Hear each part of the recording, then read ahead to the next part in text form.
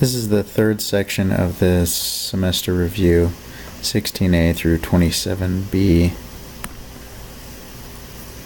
16A, so we've got an absolute value equation. We need to divide by 2. So we get the absolute value of 6x plus 4 equals 2, and then we'll have a positive side and a negative side. Positive side, 6x plus 4 equals 2. Negative side, 6x plus 4 equals negative 2. From here we'll solve this just like any other equation. Divide or subtract negative 4, divide by 6, and x equals negative 1/3. Subtract 4, divide by 6. Our steps are always the same, and we get x equals negative 1. Next one, same thing. We need to get rid of that negative 3 out in front, so we're going to divide by negative 3, and we get 3x minus 2. The absolute value of that equals 7. So here we have our positive side, and our negative side, 3x minus 2 equals 7. 3x minus 2 equals negative 7. We'll add 2 to both sides. 3x equals 9. Divide by 3, x equals 3. Add 2 to both sides. 3x equals negative 5. Divide by 3, x equals negative 5/3.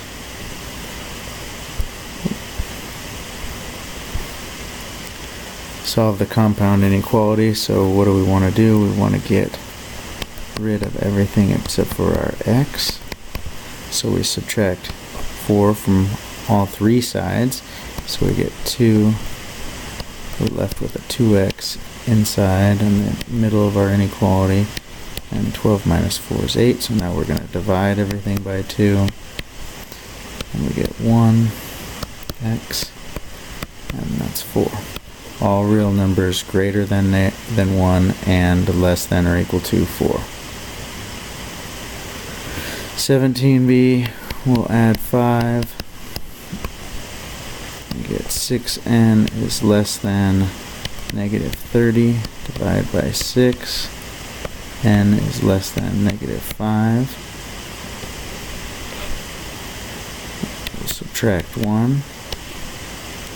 Negative 10n is less than negative 60. Divide by negative 10. When we divide by a negative, we need to remember to reverse our inequality symbol. And so that makes 6. So now let's think about our graph here for a second. If we were at negative 5 and 6, we are less than negative 5 because it's eating the negative 5, so that's an open circle going to the left. And we're greater than 6 because we're eating the variable. So this is an OR equation. So we write an OR in here, and we know that it's we are greater than 6 and less than negative 5. C is our answer. 18. We've got our positive side. 4x minus 2 is less than 3. And our negative side, 4x minus 2. And we need, here's what we do on our negative side, is we need to change this to a, reverse our symbol and change that positive 3 into a negative 3. So now our steps are going to be the same. We'll add 2 to both sides. 4x is less than 5. Divide by 4. X is less than 5/4. And add 2. 4x is greater than negative, what is that, 3/2. Oh, sorry. We're adding 2, so that's negative 1. Divide by 4. X is greater than negative 1/4. And so here, if we look at our graph, we're greater than negative 1/4. Well, negative 1/4 is over here. That'll be an open circle going to the right. And we're less than 5/4. open circle going to the left. So this is an AND equation. So what do we do with the AND equations? We rewrite our numbers like they would be on our number line. So -4, then 5/4. We put our variable in the middle, and now we look to see what we're eating. Between the x and the -1/4, we were eating the x. Between the x and the 5/4, we were eating the 5/4. And that is our answer. We read it all real numbers greater than -1/4 and less than 5/4. 18b, got our positive side. 2x plus 4 greater than or equal to 2. Our negative side, 2x plus 4. Remember to reverse our inequality symbol and to make that, and to change its sign. Our steps will be the same. 2x is greater than or equal to -2. Divide by 2. X is greater than or equal to -1. Steps are the same. 2x less than or equal to -6. Divide by 2. X is less than or equal to -3. So think about this one. We're at -3 and -1. We're less than or equal to -3, closed circle going to the left, greater than or equal to, closed circle going to the right of -1. So this is an OR equation, so we write an OR in between. And what's that? Looks like our answer is going to be D there. 19a, classify the relationship between the two lines. Well, let's put this at one in slope-intercept form. So 4x minus y is equal to 5. If we subtract 4x from both sides, we get -y is equal to -4x plus 5. Divide everything by -1, and we get y equals positive 4x minus 5. So what do we notice about these two equations? Well, they have the same slope, and they have different y-intercepts, so that means they're parallel. If they were perpendicular, lines have slopes that are opposite reciprocals of each other. Remember, an opposite reciprocal, if we had a slope of 4, right, the opposite of 4 is -4, and the reciprocal of that would be -1/4. So -1/4 and 4 are opposite reciprocals of each other. If the lines coincided, that would mean that the lines were the same line, so we'd get the same equation twice. 19b, which line is perpendicular to this line? So let's take this line, solve it for y, and then take its opposite reciprocal. So subtract 3x from both sides. -y equals -3x plus 4. Divide everything by -1. Y equals positive 3x minus 4. So here our slope is 3. So then the opposite of 3 would be -3, and the reciprocal of that would be -1/3. So we're looking for a slope of -1/3. Looks like D to me. 20. Gym charges a registration fee plus $30 registration fee plus $15 per month for a membership. The graph illustrates the total cost of membership given for a given number of months. What would happen to the graph if the gym eliminated the $30 registration fee? So when we're reading this $30 registration fee, and look, we've got a y-intercept at 30 right here. So what's that telling us? That's our y-intercept. And it says $15 per month. So it looks like we're going from 30 to 45 to 60 to 75 to 90. So we're going up $15 a month. So then when it says what happens if we took away the registration fee, well, instead of starting at $30, we'd be starting at 0, and then we'd be going up 15 each time. So what's that mean? I think it would mean that our graph would translate down. 20. The base pay for a salesperson is $50 per day plus $10 for each item sold. So here this $50 per day, that's the y-intercept again, and $10 for each item sold. means, hey, for every 5 we'd be going up 50, so that's what we're doing because it's counting by 5. So we're going up 50 over 5. That's the same as going up 10 over 1, right? 50 over 5 is 10 over 1. What would happen to the graph if the paper item changes to $15 per item sold? So instead of $10 per item sold, it went to 15, so that would be going up 15 over 1, or how many over 5? That would be, multiply both by 5, times 5, times 5, so that would be 5, and what would that be? 5 times 5 is 25, and 5 times 10 is 50, so that's 75, so we'd be going up 75 over 5, so we'd be going here. Our next point would be up 75, so that'd be to 125. 125 plus 75 would be to 200. 200 plus 75 would be to 275. And what do we see? The slope of that line increases.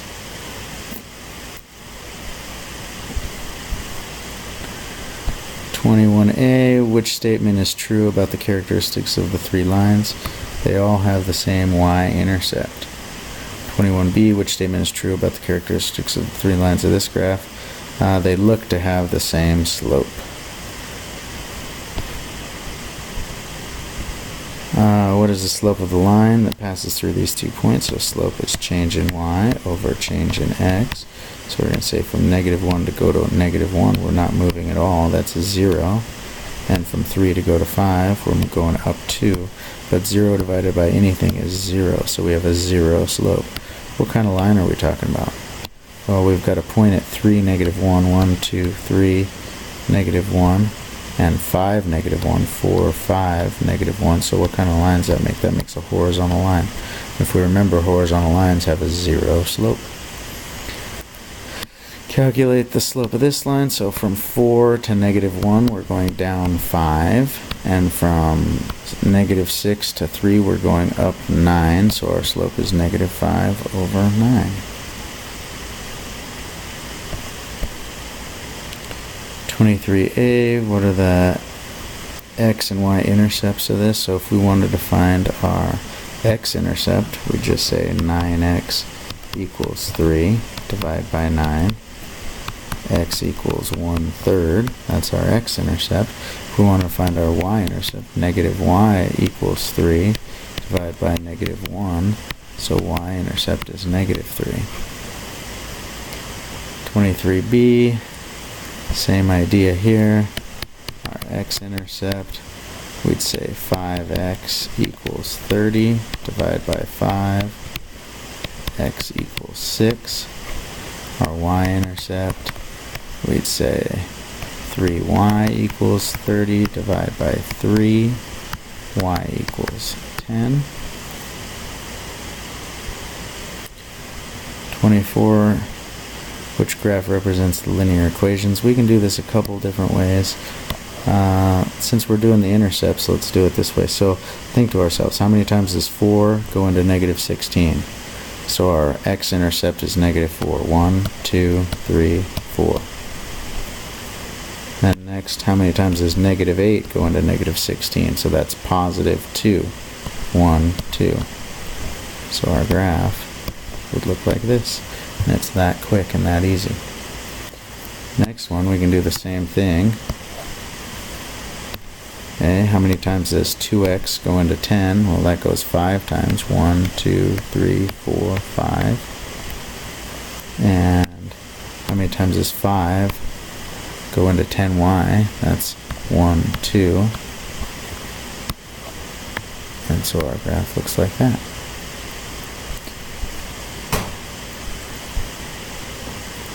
Hmm, 25.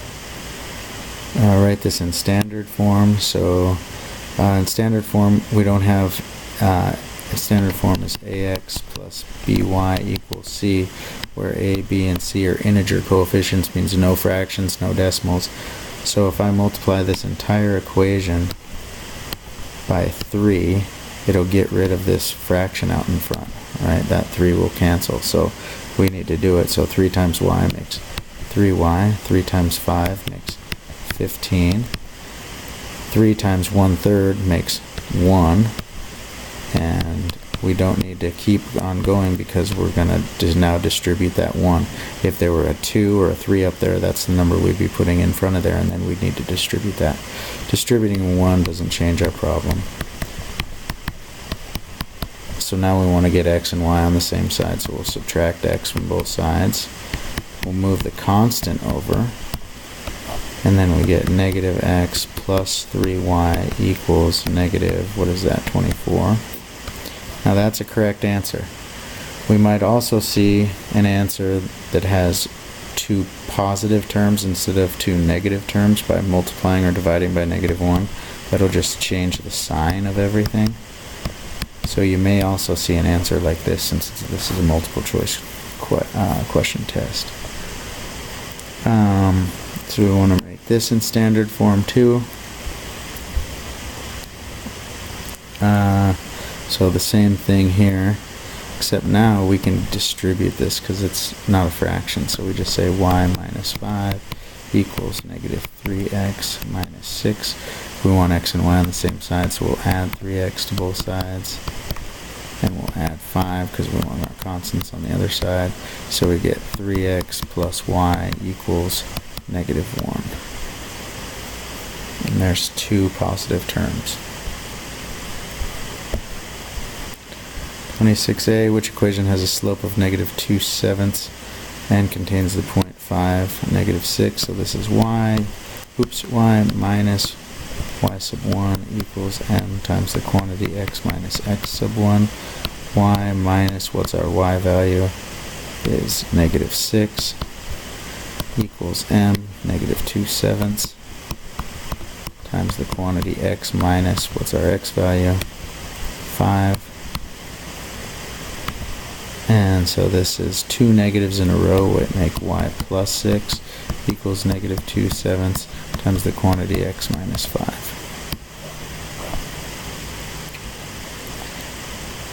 26b, same idea. Y minus y1 equals m times the quantity x minus x1. So our y value is 4, our x value was 3, and our slope is negative 2/5. So this makes y minus 4 equals negative 2/5 times the quantity x minus 3. Which is exactly what we wrote up here too. I didn't need to rewrite that. The reason why I use parentheses is just for this case over here, like the previous problem where we were subtracting a negative 6. Sometimes if we don't use parentheses and we get in a rush, we don't notice, hey, that's 2 negatives in a row. I think sometimes they combine together, because especially I get sloppy sometimes. So this is the same idea as before, only now we've got going to need to do a test point. So we say, how many times does 2x go into 6? So 2 goes into 6 3 times. 1, 2, 3. How many times does 3 go into 6? 3 goes into 6 twice. 1, 2. We don't have the equal sign, so we're going to use a dashed line. We use 0, 0 as our test point. The reason why we use 0, 0 is it turns that whole left side of our equation into 0. So we say, is 0 greater than 6? No. So I want to shade the other side of that line. 27b, same idea. How many times does 3 go into 15? 1, 2, 3, 4, 5 times. How many times does 5 go into 15? 1, 2, 3. We've got the equal sign, so it's a solid line. Test point 0, 0. So is 0 less than or equal to 15? Yes, it is, so we shade that side.